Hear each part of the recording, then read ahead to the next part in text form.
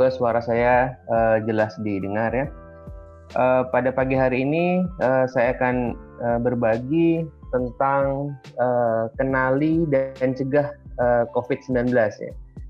Sebelum saya lanjut, nanti kalau pertanyaan waktunya tidak cukup, Bapak Ibu, saya aktif memberikan edukasi di Twitter juga @dirgarambe, jadi nanti pertanyaannya bisa langsung ke sana. Baik, saya akan cerita sedikit mengenai virus ini ya. Jadi virusnya disebut sebagai SARS-CoV type 2 ya. Nah, penyakitnya disebut sebagai COVID-19, Coronavirus Disease 2019 ya. Nah, ini adalah gambaran dari mikroskop elektron yang ditunjuk tanda panah adalah gambaran dari virus SARS-CoV type 2 ini ya. Nah, virus ini sebetulnya merupakan penyakit zoonosis ya. Artinya virus ini hidup di hewan. Tapi hewan tersebut tidak sakit. Nah, begitu dia ditularkan ke manusia, maka menjadi sakit. Kalau Bapak Ibu perhatikan sejak awal ya, sejak 2 bulan lalu, 3 bulan lalu, COVID ini selalu dibandingkan dengan SARS ya, dengan MERS. Kenapa? Karena baik SARS, MERS, dan COVID itu disebabkan oleh satu kelompok virus yang sama, yaitu disebut sebagai coronavirus. Jadi coronavirus ini merupakan suatu kelompok virus yang ada sekitar 200 jenis ya. Dan 200 tadi hanya 7 jenis yang bisa menginfeksi manusia, termasuk yang sekarang ini ya. Dan kita tahu bahwa COVID yang sekarang ini itu penularannya berasal dari sebuah pasar binatang di Wuhan di China ya. Dan hewan perantaranya diduga adalah kelelawar ya.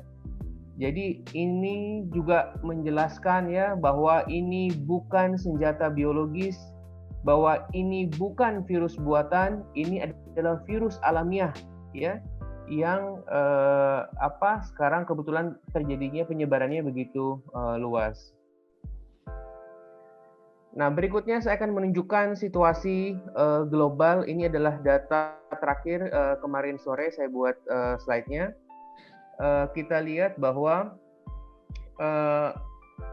sampai hari ini, sampai kemarin sore maksud saya, itu jumlah kasusnya naik terus ya. Kita menuju 1 juta. Mungkin hari ini sudah tembus 1 juta kasus di seluruh dunia. Dan angka kematian global itu sekitar 4,9%. Ya. Nah, virus ini, COVID-19 ini, secara umum dia lebih tidak mematikan ya, atau kurang mematikan dibandingkan dengan SARS dan MERS secara umum ya. Nah, namun kalau kita lihat bahwa ini yang slide yang gambar yang warna putih ini adalah angka kematian di negara-negara di Asia Tenggara. Kita lihat bahwa sayangnya sampai hari ini Indonesia itu termasuk kematiannya yang paling tinggi di Asia Tenggara, bahkan termasuk yang tertinggi di dunia ya. Nah, ini slide berikutnya adalah situasi di Indonesia. Ini dirilis kemarin oleh Kementerian Kesehatan ya. Kita lihat bahwa jumlah kasusnya itu sudah 1.790 ya. Dengan kasus meninggal 170, artinya persentase kematian di Indonesia itu 9,5%. Ya. Ini bisa dimaknai dengan 2 cara. Satu, betul bahwa kematiannya tinggi sekali ya. Yang kedua, bisa jadi kematiannya tidak setinggi ini, tetapi karena kita masih mengetes orang dalam jumlah yang sedikit sekali, sehingga seakan-akan kesannya tingkat kematiannya besar ya. Jadi kita harus terus, terutama mungkin kami harus terus mendorong, mengingatkan pemerintah untuk meningkatkan kapasitas tes ya di seluruh Indonesia. Nah, dalam melihat angka-angka seperti ini, kita harus melihat tren ya. Kita jangan melihat angka hari ini saja atau angka kemarin saja, tidak bisa. Bahwa kita lihat ini tren di Indonesia, baik itu jumlah kasus maupun jumlah kematiannya masih terus naik.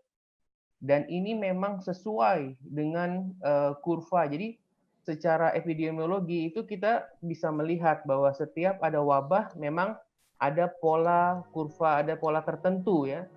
Jadi saya ingin menegaskan bahwa kemarin itu sudah beredar bahwa jumlah kasus di Indonesia mulai menurun. Itu salah ya. Kita belum mencapai puncaknya ya. Apa yang saya sampaikan di sini seluruhnya adalah untuk meningkatkan kewaspadaan kita. Saya bukan mengajak kita untuk panik, tapi juga tidak boleh lengah ya. Bahwa secara umum virus ini yang perlu kita ingat bahwa ini adalah virus yang baru. Kalau hal-hal baru itu banyak yang belum diketahui ya. Jadi kita lihat angka kematian tinggi, kemudian pasien bisa perburukan mendadak. Nah, jadi tidak ada cara lain selain mencegah sejak awal agar kita jangan tertular. Itu kuncinya ya. Jadi saya tegaskan bahwa jumlah kasus di Indonesia masih akan meningkat terus. Apa yang istimewa dari virus ini ya? Tadi saya bilang bahwa tingkat kematiannya sebetulnya secara umum kalau tadi kita pakai tingkat kematian global itu sekitar 4-5% itu rendah dibandingkan SARS dengan MERS ya. Tapi yang istimewa dari COVID-19 ini adalah laju penularannya yang cepat sekali. Jadi diketahui bahwa dari satu orang yang sakit itu bisa sorry kenapa slide saya hilang ini.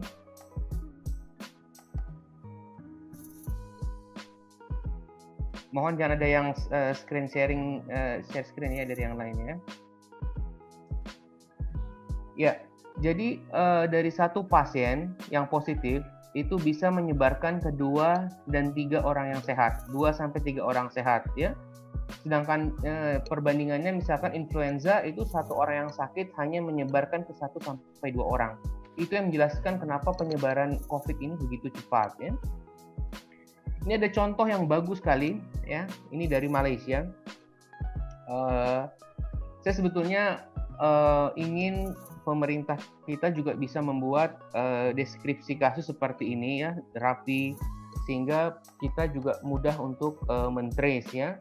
Singapura, Filipina, Thailand, Malaysia itu deskripsi kasusnya sangat rapi ya. Kita tidak butuh orangnya siapa, tinggal namanya siapa, enggak, tapi lebih ke dia posisinya di mana ya.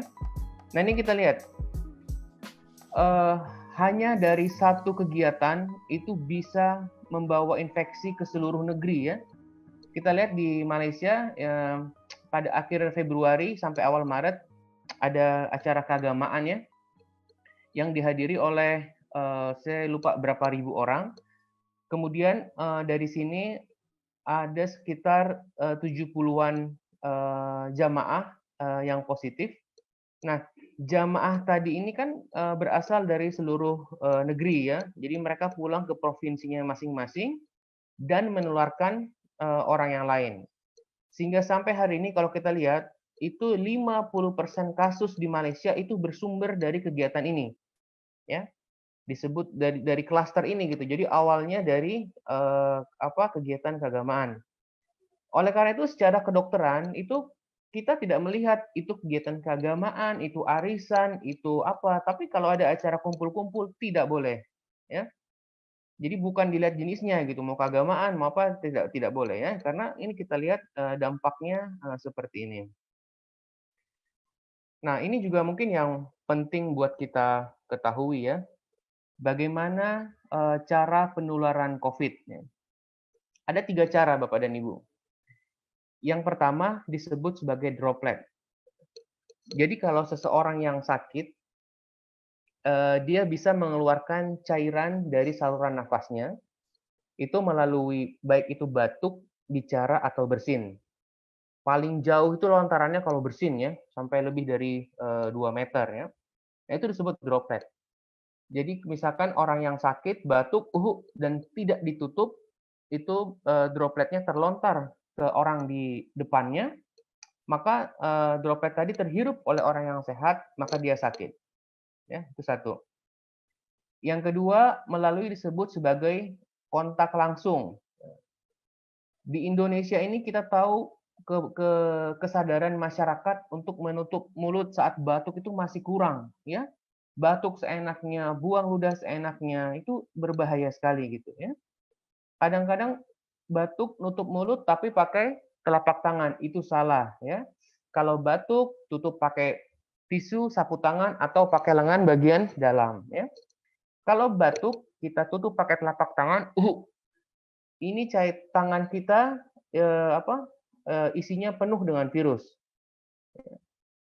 Habis itu nanti ke warteg, lihat gorengan, orang kita kalau ngelihat gorengan itu nggak bisa langsung ambil satu, milih-milih satu, padahal tangannya juga kotor ya. Itu kebiasaan yang jelek sekali. Itu bukan hanya soal COVID ya, itu jorok. Jadi tolong jangan seperti itu ya. Nah, kembali ke COVID tadi, misalkan ada yang batuk, tangan kita penuh virus, lalu orang yang sakit tadi bersalaman sama orang yang sehat. Nah, orang yang sehat tadi secara tidak sengaja, tidak sadar, dia megang hidungnya. Ya, hidungnya gatal, ngusap. Tangan yang kotor tadi megang hidung, virusnya masuk, maka dia sakit. Itu disebut penularan secara langsung, direct kontak ya. Berikutnya juga ada penularan secara tidak langsung. Nah, kita tahu bahwa virus ini itu bisa bertahan di permukaan benda-benda ya. Yang paling ekstrim itu bertahan sampai 9 hari. Tapi kalau di Indonesia dengan suhu sekitar 30 derajat harusnya dia bertahan tidak lebih dari 24 jam ya. Jadi hati-hati dengan handphone ya. Handphone ini bisa jadi tempat tadi misalkan ada pasien batuk ya. Lalu dropletnya menempel di handphone. Atau tadi karena tangannya kotor dia megang gagang pintu, itu bisa jadi media penularan. Tombol lift ya, pegangan eskalator, pokoknya permukaan-permukaan benda yang sering dipegang oleh manusia. Nanti orang sehat megang gagang pintu tadi, bekasnya orang yang sakit, terus sama dia megang hidung mulut, virusnya masuk ya. Jadi itu ada 3 cara. Satu lewat droplet, lewat batuk, bicara atau bersin. Yang kedua lewat sentuhan langsung. Yang ketiga lewat kontak tidak langsung. Itu cara penularannya. Nah, bagaimana mengenali seseorang itu mengalami COVID atau tidak ya? Ini ada penelitian dari Wuhan, dari China ya.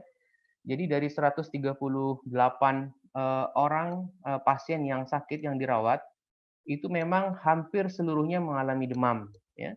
Jadi gejala-gejalanya yang paling sering satu demam, yang kedua letih lesu, yang ketiga batuk kering ya. Ini khasnya pada COVID, batuknya kering.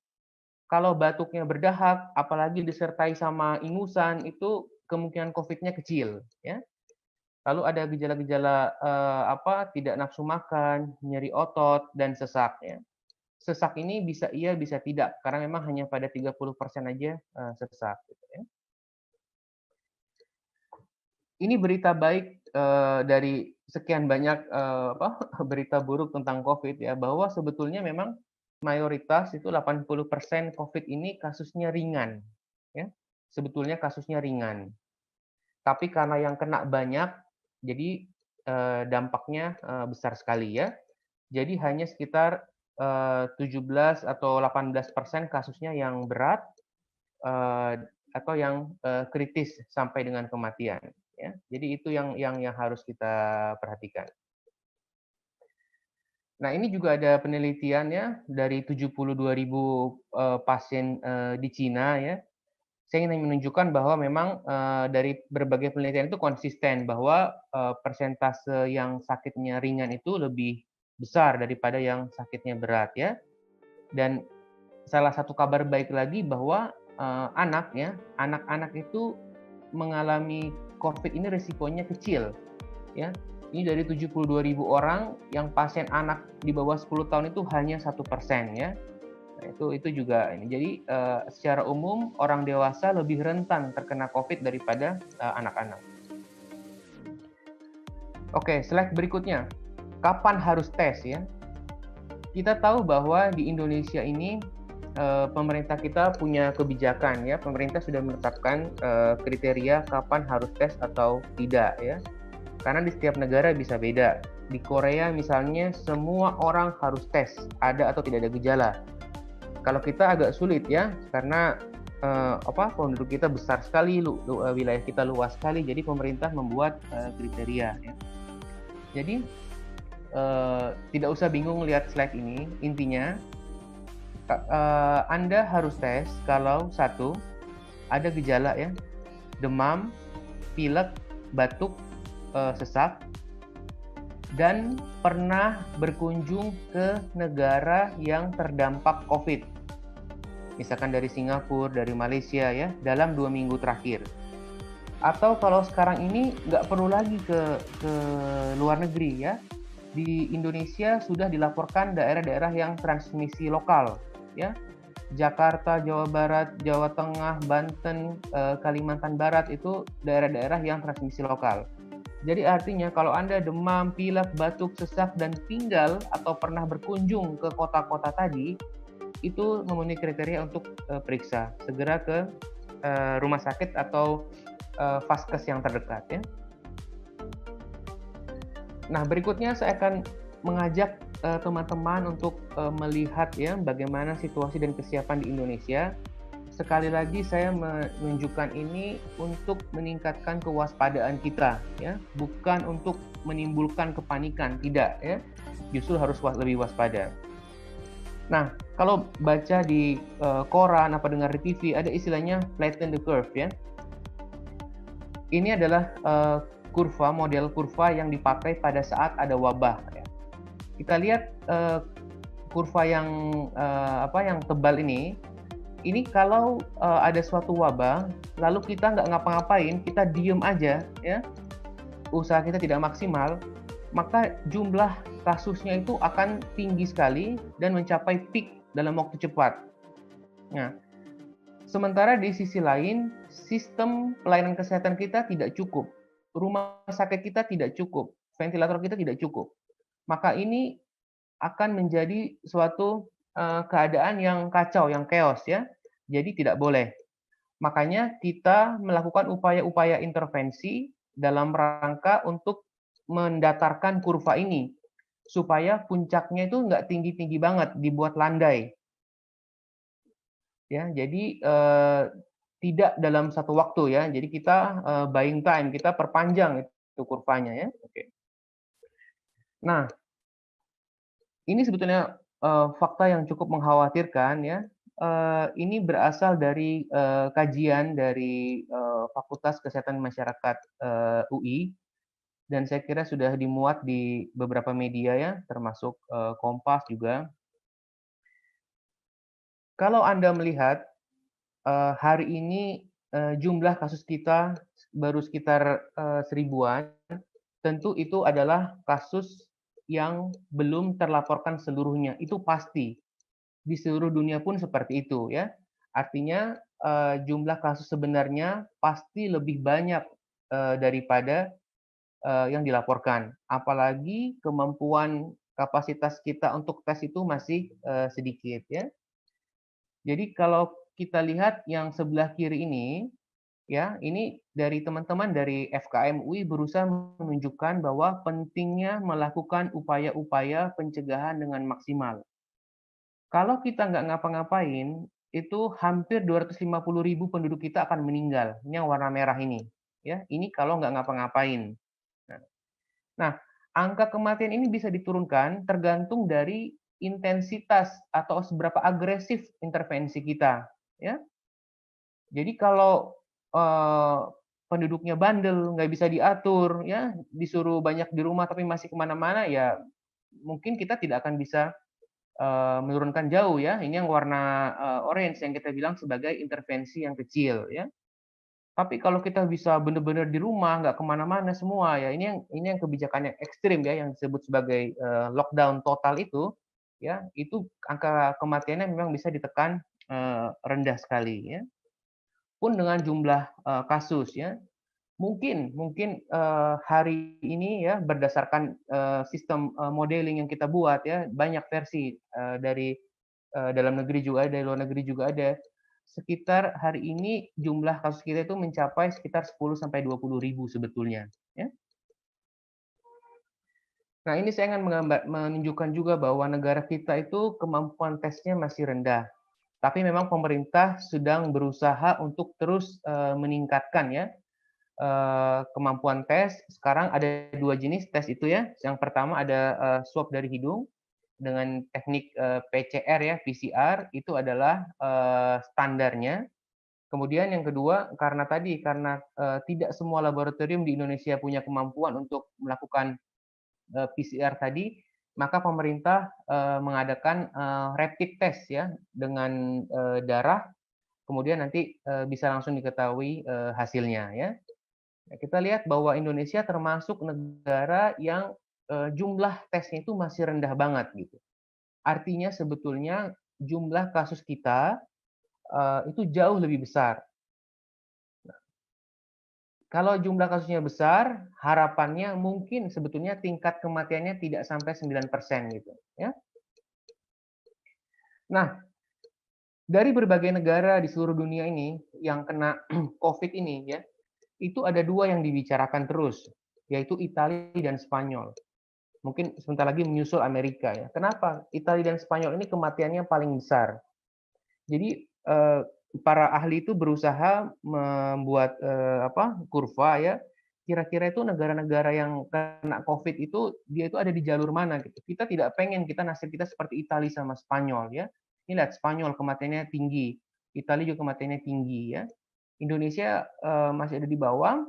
Kalau kita tidak betul-betul serius, tidak melakukan upaya-upaya yang ekstra, bukan tidak mungkin pola kita sama seperti Spanyol sama Italia ya. Semoga tidak.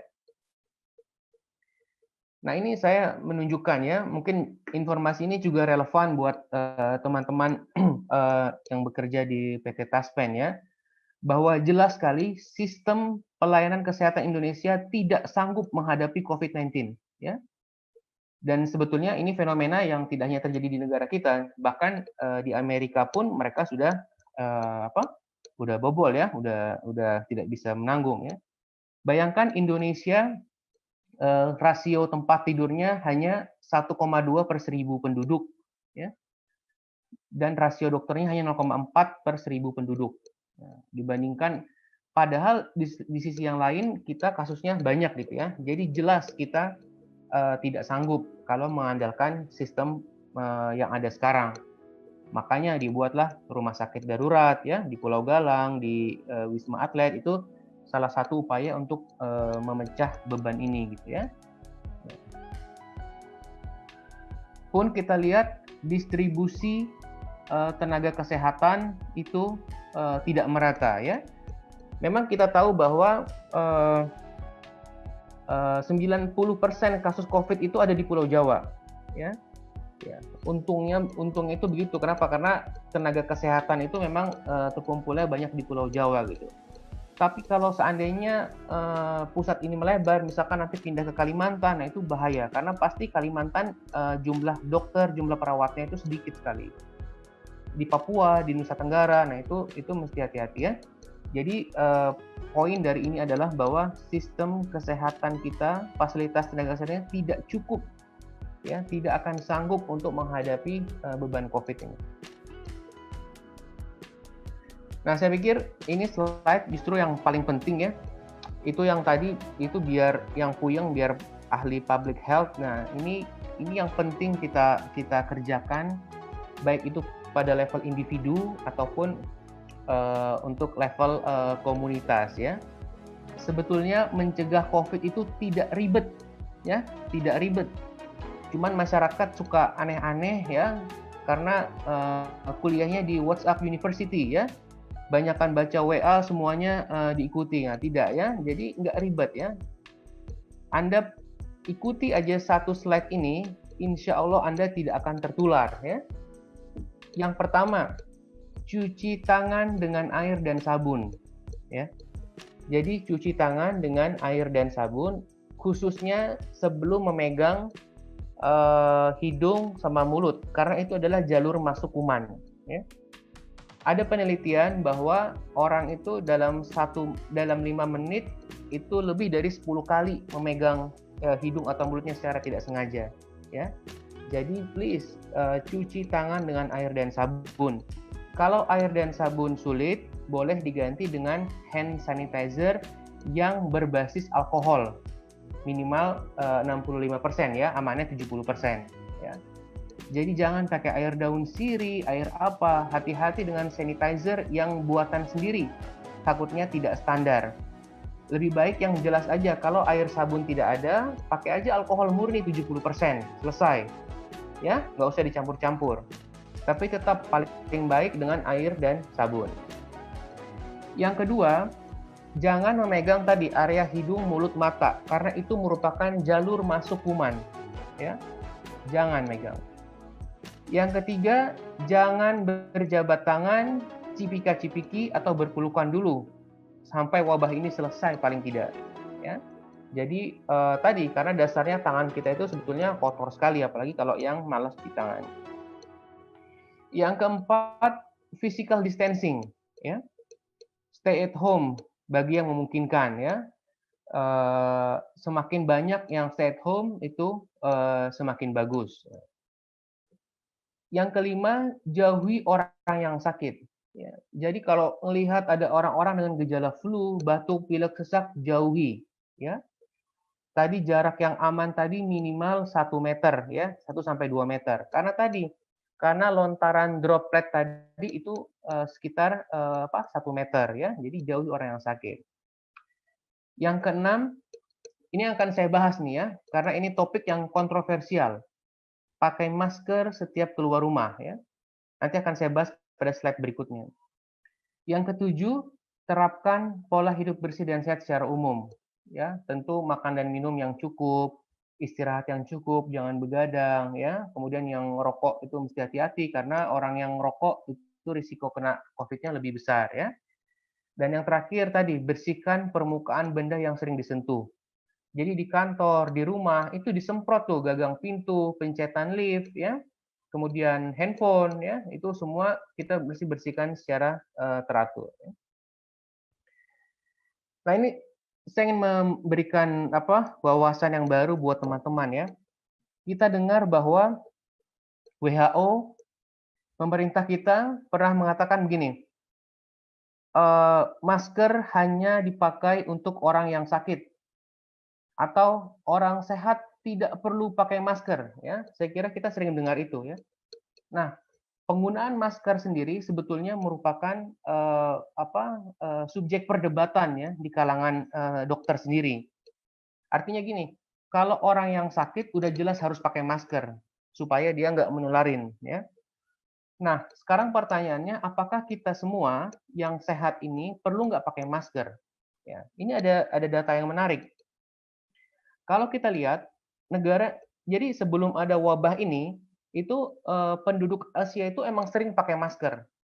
Kalau kita lihat orang Indonesia juga gitu kan, ya, pinggir jalan pakai masker. Apalagi sekarang ada ojek online, jadi semuanya sering pakai masker ya sebelum ada corona gitu.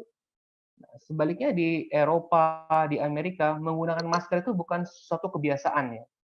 Nah, kita lihat justru ternyata kita lihat negara-negara yang terdampak hebat itu adalah negara-negara yang tidak memiliki kebiasaan menggunakan masker untuk orang sehat. Ini analisis yang terbaru.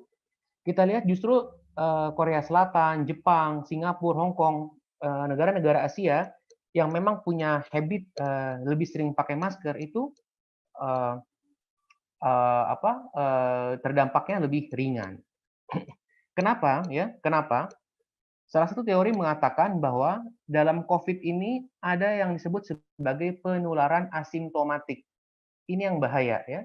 Jadi kalau seseorang yang sakit, dia demam, dia batuk, dia sesak, dia pasti akan ke rumah sakit. Dia akan mencari pertolongan, dia akan tes.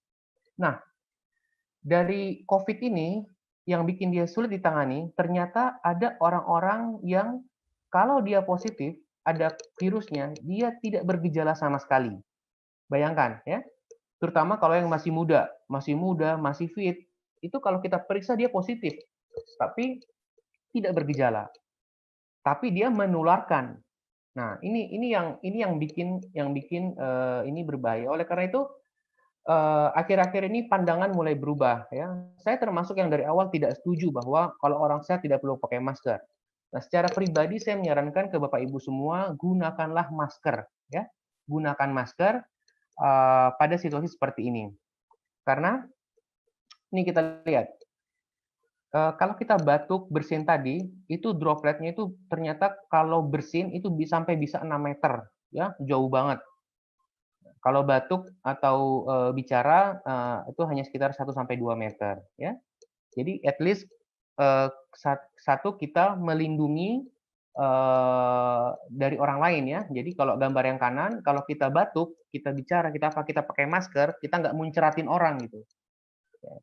Nah, di sisi lain kita juga melindungi diri sendiri. Jadi kalau ada orang yang batuk di depan kita, kita pakai masker itu masih ada yang nahan tidak langsung ya. Nah, masalahnya masker ini sekarang sedang sulit sekali. Oleh karena itu, kalau untuk para tenaga kesehatan wajib pakai masker bedah ya, masker yang rumah sakit itu. Tapi kalau untuk teman-teman, untuk masyarakat di kantor, di rumah, di lingkungan, itu kalau hanya bisa dapat masker kain boleh silakan ya. Masker kain itu sekarang ada dimodifikasi. Jadi tengahnya itu celahnya bisa diisi dengan tisu sebagai tambahan filter ya. Jadi kalau masker bedah sulit, silakan pakai masker kain supaya masker bedahnya tidak langka dan kami di rumah sakit itu gampang menggunakan masker ya. Jadi saya menganjurkan bahwa sebaiknya kita pakai masker saja. Memang tidak nyaman tapi itu bisa melindungi diri sendiri dan melindungi orang lain. Ingat, kita tidak tahu apakah kita ini carrier atau tidak ya. Saya tidak tahu apakah saya ini carrier atau tidak. Kalau masih muda biasanya sehat ya. Jadi dengan pakai masker itu kita meminimalisasi risiko untuk menularkan ke orang lain. Ini juga penting ya. Saya pikir ini kebiasaan mudik ini betul-betul harus tahun ini harus ditiadakan, pemerintah harus tegas ya. Dan saya lihat kalau tadi pagi baca berita juga sebenarnya sudah ada ralat revisi dari Mensesnek bahwa kemungkinan memang mudik akan dilarang ya. Karena kalau ini akan jadi bencana seperti kasus di Malaysia tadi itu ya. Jadi apalagi sekarang sebenarnya kita udah kebobolan beberapa ya, ada yang ke Wonogiri kemana, nah itu tinggal nunggu waktu aja gitu ya, akan jadi klaster-klaster baru. Dan ini slide saya yang terakhir rasanya.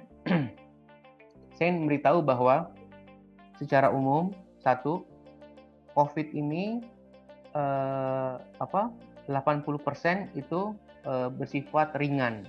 Ya. Kapan ringan? Kalau dia menginfeksi seseorang yang usianya masih muda, ya, di bawah 60 tahun, dan tidak ada penyakit yang lain. Kematian terbesar akibat COVID terjadi pada dua kelompok usia. Satu, di atas usia 60 tahun. Yang kedua, pada orang-orang yang sebelumnya sudah ada penyakit yang lain, seperti penyakit diabetes, penyakit darah tinggi. Nah, itu chance untuk meninggalnya itu lebih besar daripada untuk sembuhnya. Ya. Jadi kalau kita punya di rumah ada orang tua, apalagi yang sudah di atas 80 tahun, terus kita merasa sedang tidak enak badan, sebaiknya jangan ketemu dulu ya. Karena bisa aja COVID ini di satu orang yang masih muda itu sifatnya ringan, tapi begitu dia tertular ke orang lain, ke orang yang tua atau orang yang sakit, dia akan berat sampai dengan meninggal ya. Jadi jangan menulari dan jangan tertular. Itu kuncinya. Nah, saya juga mengingatkan bahwa penting sekali untuk vaksinasi influenza dan pneumonia. Ya. Saya mohon dipertimbangkan Pak Direktur, mungkin teman-teman pegawai Taspen di seluruh Indonesia itu harusnya setiap tahun itu mendapat vaksin flu secara teratur ya. Jadi mau nggak ada COVID pun, bahwa semua orang dewasa itu direkomendasikan untuk vaksinasi influenza 1 kali 1 tahun. Dan mereka yang berusia di atas 50 tahun itu mesti diberikan vaksin flu dan pneumonia. Vaksin flu dan pneumonia tidak secara langsung melindungi COVID, karena sampai sekarang COVID ini belum ada obatnya dan belum ada vaksinnya. Tapi secara tidak langsung melindungi. Kenapa? Karena mereka yang mengalami flu, mereka yang mengalami pneumonia karena bakteri, kalau terpapar oleh virus COVID itu akan lebih rentan terinfeksi, ya. Jadi lakukanlah semua upaya-upaya pencegahan yang tadi slide saya ada 8 poin plus ini vaksinasi flu dan pneumonia. Ini adalah jadwal imunisasi dewasa ya, bisa diunduh nanti dari website dari Google. Ya. Saya pikir itu semoga bermanfaat. Terima kasih.